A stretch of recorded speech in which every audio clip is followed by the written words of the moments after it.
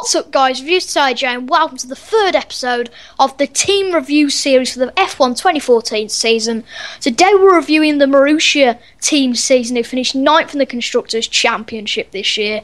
Obviously, we've Ben again today. Alright. And first off, as we are going to do in every episode this year, we've got the stats for Marussia. So they attended 16 of the 19 races this year.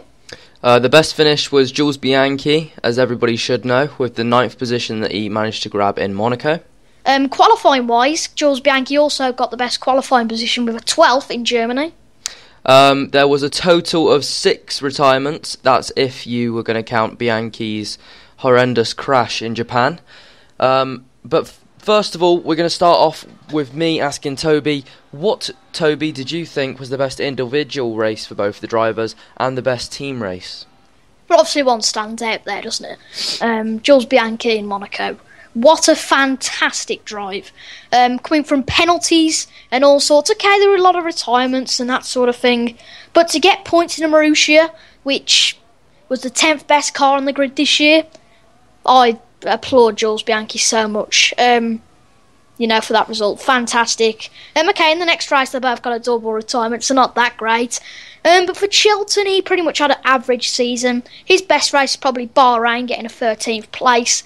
And the best team race, not because of the result, but because of just the happiness among the team, has to be Monaco. Obviously, we're getting their first ever points in Formula 1 and probably their last. And we'll talk about that at the end of the episode. But it was so good to see Marussia celebrating their points in Monaco. That's definitely got to be the best race of the year. Yeah. So Ben's going to talk you through Max Chilton's career so far. Okay, so Max Chilton joined Formula 1 in... he joined in 2012, halfway through. Wasn't a first driver or a race driver. He was actually the test and reserve driver for the Marussia F1 team. That was after he did the Young Drivers Test in 2011 for Force India, actually. And he was actually driving in GP2 for the Carlin team, which were actually supported by the Marussia F1 team. So he's had that development with the Marussia F1 team, and he came in 2013. He actually, in his rookie season last year, managed to finish every single race of his rookie season. It says here that he's the only driver to have done that so far. So that's a good achievement in itself. However, he still is yet to score points in Formula 1. Obviously, that you could say that's down to the car, but he has always consistently, especially this season, been outperformed by his teammate Jules Bianchi. So there is that sense that he's still got a fair way to go in Formula 1. However, obviously, we'll talk about later the team's situation. But anyway, Chilton this season, it was actually he actually performed better this season than he did last season. Well, he was 13th. He finished 13th twice in Australia and Bahrain. They were his 2 best finishes, and then his worst finish, instead of not the retirements, was a 19th position, which he actually only got twice. So obviously, down to retirements, he never actually finished last. If you were to say that the retirements were positions. So yeah, overall a pretty good season for Max Chilton in terms of what he's achieved before in Formula 1. So next up, we're going to listen to Toby about Jules Bianchi's success this season. Yeah, but before we go on to that, I'd just like to add that Max Chilton had 25 races in succession that he finished before he retired in Canada after coming together with his teammate. And even though he finished near the back most of those, finishing last is much better than retiring, in my opinion. And Max Chilton, okay, reliability might have been a bit lucky, but finishing every race in last season was just phenomenal. And this year he's been decent, but as we're going to go on to now, it's been outpaced really by his teammate, that's Jules Bianchi. So obviously, Bianchi's success was in Monaco. Obviously, we'll go on to the sad events of later in the season with Ben a bit later. But now we're just going to talk about the highlights of Jules Bianchi's season. So he finished in 9th in Monaco. That was really his highlight of the season, purely because it was Marussia's first points. And any of the teams that came into the 2010 season, it was their first points. So it was a very important landmark for Formula 1, obviously with them getting the points. And yeah, fantastic season for Jules Bianchi. You know, getting a 12th place qualifying in Germany and really outpacing Max Chilton all the way to Japan until the sad events happened. But he's had a very good season, you know, finishing consecutively between Australia and Hungary in 14th and 15th places, a couple of 16th and 17th. And his lowest finish, if you want to class it as a finish, was Belgium in 18th. And if you want to class the Japanese race as a finish, he finished 20th there. But a very good season, even though he did do only 15 races. It was a very good season. But sadly, because of the crash, I think that'll be his last in F1. It's so sad to see a talent wasted, as well as Robert Kubica a couple of years ago. He was a fantastic talent who sadly, you know, was took away from the sport because of injuries outside. But it's so sad for Jules Bianchi about what happened in Japan. But really, he got a record really, and he got Marussia's first points. And I think the team can be proud of him for that reason. And he's been very good in the 15 races this season. So then, Ben's going to talk about the sad part of Marussia. He's going to talk about the crash and the financial details about Marussia this year.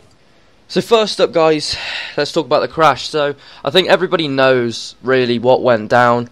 It was very, very, very torrential conditions in Japan that day. It was the Sauber of Adrian Sutil that actually just aquaplaned straight into a wall.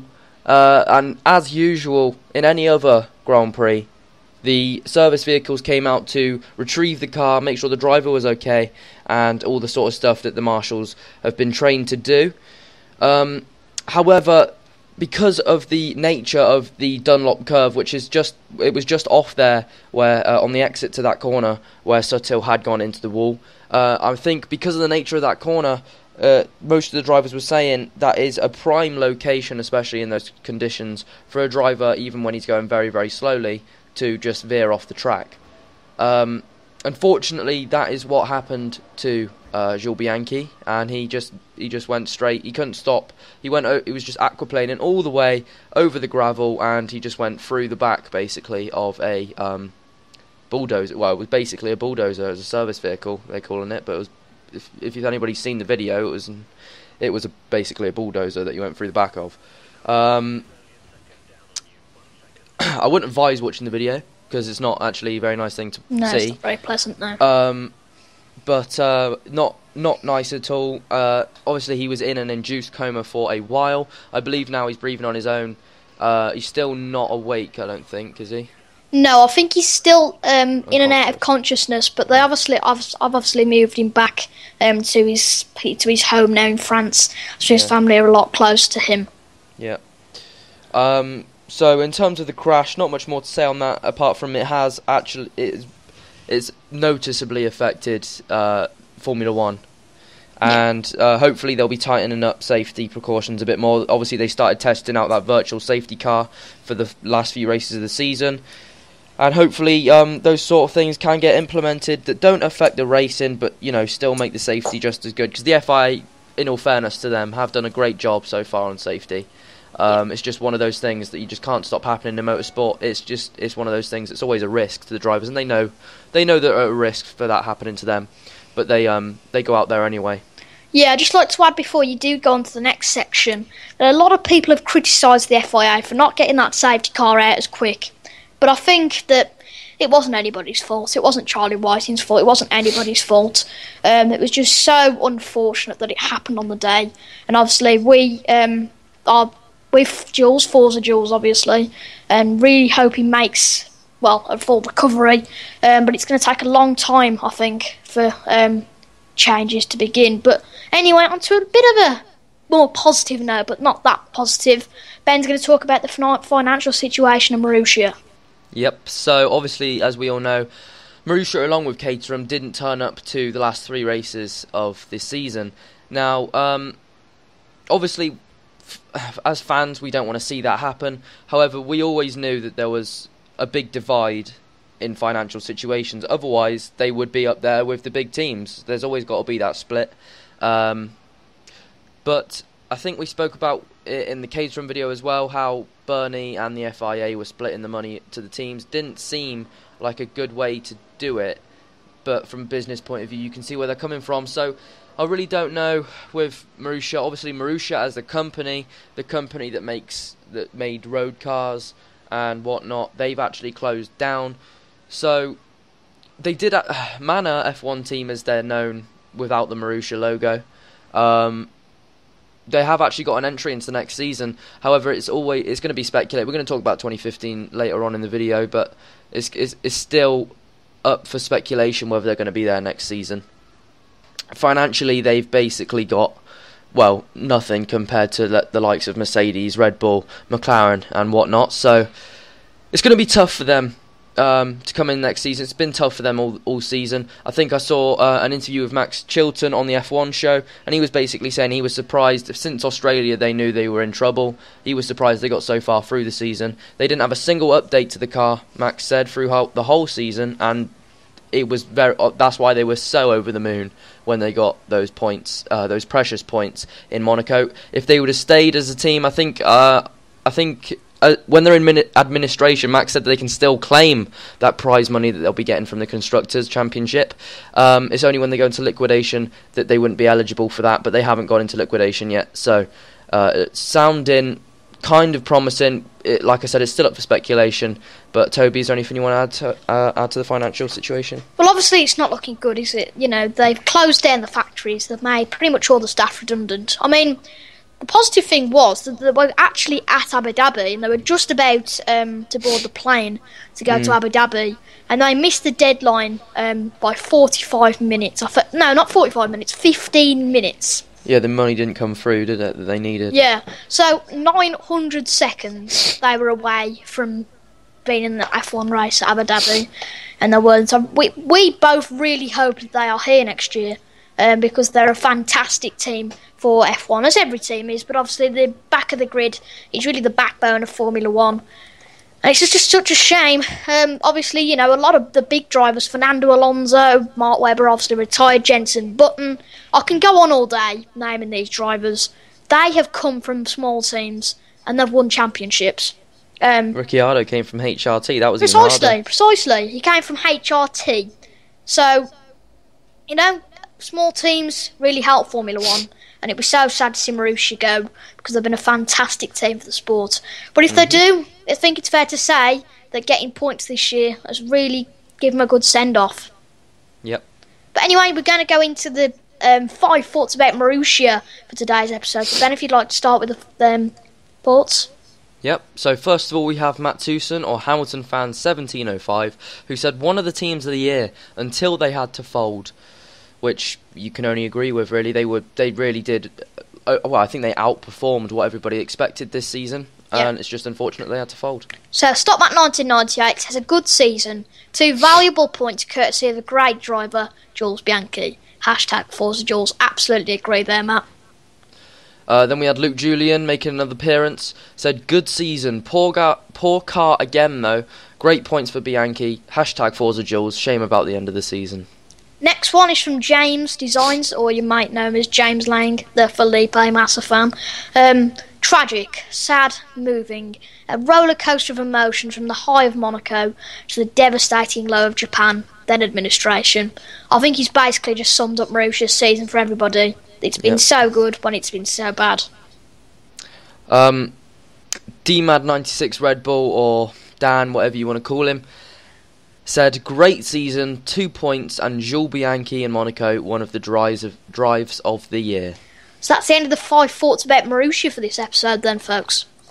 Yep, so then we have Toby. Do you want to talk about how you think both of the drivers have done this season?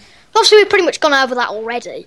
But Jules Bianchi, yes, very well. Monaco was a standout race for him, and a lot of decent finishes, and really he has been the standout driver for a couple of years of the back markers. He's always been at the top of the battle for qualifying, getting into Q2 a couple of times.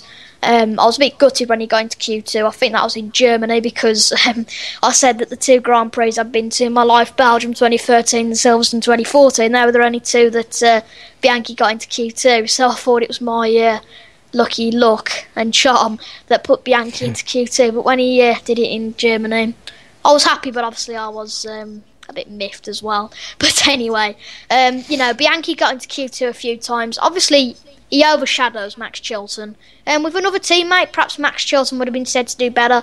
But with the form of Jules Bianchi and how good he is already, Max Chilton, he did decently, but certainly not as good as Jules Bianchi. He's a good driver, Max Chilton is, but I don't think he'll ever be as good as Jules Bianchi was, and probably was, yeah. So I can't imagine he'll be racing in Formula 1 again. But will Max Chilton be here next year? Hopefully. Even though he's not a great British driver at the moment, see what I did there? He's a British driver, but he's not a great one at the moment. But we want British drivers in the sport. At the moment, if Button retires, we'll only see one British driver in the sport next year, which for us is awful. Yeah, we just got Hamilton next year, which is awful for the fans because we've only got Hamilton and no other drivers. That's what I meant there. But anyway, if Max Chilton's on the grid next year, it's just another British driver to support, really, and somebody I can actually cheer at the Silverstone Grand Prix if I go next year. But anyway, a good season for both of the drivers. Obviously, as we say again, we've repeated so many times in this video, Forza Jules, and we hope that it gets better very, very soon. Yep. So, just to add to what you've said, Toby, I think Max Chilton can develop as a driver, definitely. I don't see him being a future champion, however, he is just, another British driver. Like you said, we want more. But yeah, Jules Bianchi, I can't see racing again in Formula 1. But like you said, Forza Jules, we all hope that he gets better soon. So, yeah. Yeah, so obviously the thoughts aren't that hopeful going into next year. They've only got one driver employed. They could potentially go for Alexander Rossi, but with him going to Haas perhaps in 2016, we don't know what's going to happen at Marussia in 2015. We really don't know. What do you think, Ben? Personally, I don't think they'll be here as Manor F1. I don't think they'll be in Formula 1, which is a shame. You can't really say much, can you? There's not much to say. I think we've pretty much covered it all. I just don't think they've got the financial backing. I can't see many drivers going for that risky option, going for a team like them or Caterham that is in that financial situation where they don't have a solid job in Formula 1, a solid drive. So I can't see them in 2015. No. So then onto the rating. So we gave Caterham a 2 and Sabre a 1. I think this might be just a little bit higher than that. Oh, just a little bit. What should we give Marussia? Well, I think considering how they came into Formula 1, they haven't scored a single point until this year. The drivers that they had, I'm going to give them because it's Marussia, I'm going to give them a 7. Okay, so we've gone from 8 to 7. Okay, I'll agree with 7. 7 sounds fine. Right then, so if you have enjoyed this video, make sure to leave a like, comment, and subscribe. As the Sabre video was, the 4th episode will be below us. It's on Ben's channel. So if you want to see that straight away, make sure to subscribe to Ben. Obviously, if you're watching it over the other side, make sure to subscribe to me. But thank you so much for watching, and we'll see you next time for the Lotus episode. Obviously, put your thoughts down in the comments about Marussia. We'd love to see what you guys think, the community, and get a chat going in the comments and a discussion. So, thank you guys for watching, and I'll see you next time. Bye-bye. See you later, guys.